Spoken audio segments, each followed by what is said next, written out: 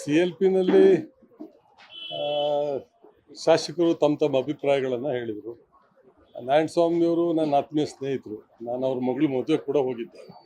ಅವರು ಕಂದಾಯ ಇಲಾಖೆ ಬಗ್ಗೆ ಅವ್ರಿಗೆ ಆದಂಥ ಅಳಲನ್ನು ತೋಡ್ಕೊಂಡ್ರು. ನಾನು ಅವ್ರ ಮಾತು ಮುಗಿದ ಮೇಲೆ ನಾರಾಯಣಸ್ವಾಮಿಯವರ ಮಾತಿಗೆ ನನ್ನ ಸಹಮತ ಇದೆ. ಅದ್ರ ಜೊತೆಗೆ ಕಂದಾಯ ಇಲಾಖೆಯಲ್ಲಿ ಆಗಿರುವಂಥ ಒಳ್ಳೆ ಕೆಲಸಗಳನ್ನು ನಾವು ಹೇಳಬೇಕಾಗ್ತದೆ ಅಂಥೇಳಿ ಕಂದಾಯ ಇಲಾಖೆಯಲ್ಲಿ ಕಂದಾಯ ಗ್ರಾಮ, ಉಪಕಂದಾಯ ಗ್ರಾಮ ಅಂಥೇಳಿ ಕೃಷ್ಣ ಬೈರೇಗೌಡರು ಮಂತ್ರಿ ಆದಮೇಲೆ ಸಾಕಷ್ಟು ಸುಧಾರಣೆಗಳು ತಂದು ಅನೇಕ ವರ್ಷಗಳಿಂದ ಬಡವರಿಗೆ ಒಂದು ಸೂರು ಕೊಡೋಕ್ಕಾಗಿರಲಿಲ್ಲ, ಸೈಟ್ ಕೊಡೋಕ್ಕಾಗಿರಲಿಲ್ಲ.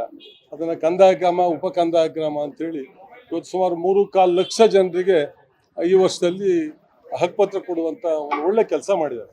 ಅದನ್ನು ನಾನು ಪ್ರಸ್ತಾಪ ಮಾಡಿದೆ. ಇವತ್ತು ದಕ್ಷ ಅಧಿಕಾರಿಗಳು ಮನಸ್ಸು ಮಾಡ್ದಲೇ ಇದ್ದರೆ ಭಾಳ ಕಷ್ಟ ಆಗ್ತದೆ ಕೆಲಸ ಮಾಡೋದು. ಕಾನೂನು ಚೌಕಟ್ಟನ್ನು ರೂಪಿಸಿ ಮಾಡಬೇಕಾಗ್ತದೆ. ನಾರಾಯಣಸ್ವಾಮಿ ಅವರಿಗೆ ಯಾವ ರೀತಿ ತೊಂದರೆ ಆಗಿದೆ ಏನು ಅನ್ನೋದ್ರ ಬಗ್ಗೆ ನನಗೆ ಮಾಹಿತಿ ಇಲ್ಲ. ಬಟ್ ನಾನು ಹೇಳಿದೆ, ಅವರ ಮಾತಿಗೆ ನನ್ನ ಸಹಮತ ಇದೆ ಅಂತಲೇ ಪ್ರಸ್ತಾಪ ಮಾಡಿದೆ. ಅದೊಂದು ಚರ್ಚೆ ಆಯ್ದುಬಿಟ್ರೆ ಬೇರೆ ಏನು ಅಲ್ಲೇನು ನಡೀಲಿಲ್ಲ. ಸುಮ್ಮನೆದೆಲ್ಲ ಊಹಾಪೋಹಗಳು. ನಾವು ಅವರು ಆತ್ಮೀಯ ಸ್ನೇಹಿತರು. ಇಲ್ಲ ಆ ಥರ ಏನಾಗ್ತದೆ. ಅವ್ರು ಮುಂದೆ ಫ್ರಂಟ್ ಕೂತಿದ್ರು, ನಾನು ಬ್ಯಾಕ್ ಕೂತಿದ್ದೆ. ನನ್ನ ಅಭಿಪ್ರಾಯ ವ್ಯಕ್ತಪಡಿಸಿದೆ ಅಷ್ಟೇ. ಅವ್ರಿಗೆ ಅದನ್ನ ಅವ್ರ ಮಾತಿಗೆ ಸಹಮತ ಇದೆ ಅಂತಲೇ ಹೇಳಿ ನಾನು ಮಾಡಿದೆ. ಎಲ್ಲರೂ ಕೂಡ ಅವರವರ ಅಭಿಪ್ರಾಯಗಳನ್ನ ವ್ಯಕ್ತಪಡಿಸ್ಬೋದು. ಮತ್ತೆ ನೀವು ನಿಮಗಾಗಿರುವಂತ ಒಳ್ಳೆ ಕೆಲಸಗಳನ್ನ ಹೇಳಿ ಆದ್ಮೇಲೆ ಅವ್ರ ಮಾತೆಲ್ಲ ಮುಗಿದ ಮೇಲೆ ನಾನು ಹೇಳಿದ ಆಮೇಲೆ ಅವ್ರಿಗಾಗಿ ತೀರಾ ಅಷ್ಟೊಂದು ಮಾತಿನ ಕಾರಣ ಆಗುವಂತ ಇಶ್ಯೂ ಆಯ್ತಾ ಸರ್? ಯಾಕೆ ಇಲ್ಲ, ಆ ಥರ ಏನು ಚಕಮುಖಿ ಏನು ಆ ಥರ ಆಗಲಿಲ್ಲ. ಆ ಥರ ಏನು ಅಲ್ಲಿ ನಡೀಲಿಲ್ಲ.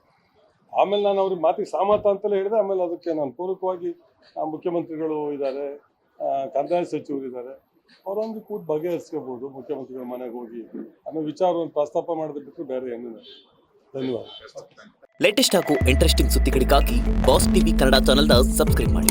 ಹಾಗೆಯೇ ಬೆಲ್ ಐಕಾನ್ ಪ್ರೆಸ್ ಮಾಡಿ. ಇದರ ಜೊತೆಗೆ ಫೇಸ್ಬುಕ್, ಇನ್ಸ್ಟಾಗ್ರಾಮ್, ಎಕ್ಸ್ನಲ್ಲೂ ಮಿಸ್ ಮಾಡದೆ ಫಾಲೋ ಮಾಡಿ.